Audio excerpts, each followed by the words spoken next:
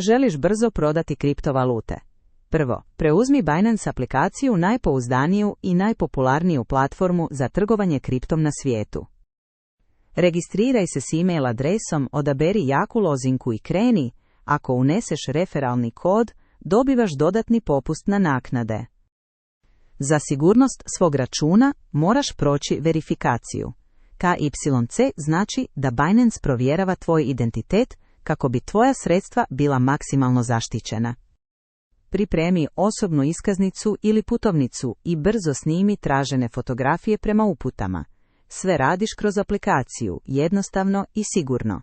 Bez toga nije moguće prodavati kripto.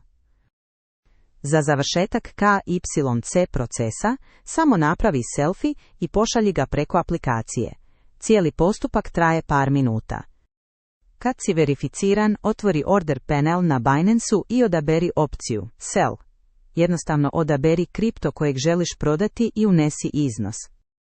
Nakon prodaje isplata, slijedi vodič za povlačenje sredstava direktno na svoj bankovni račun ili karticu.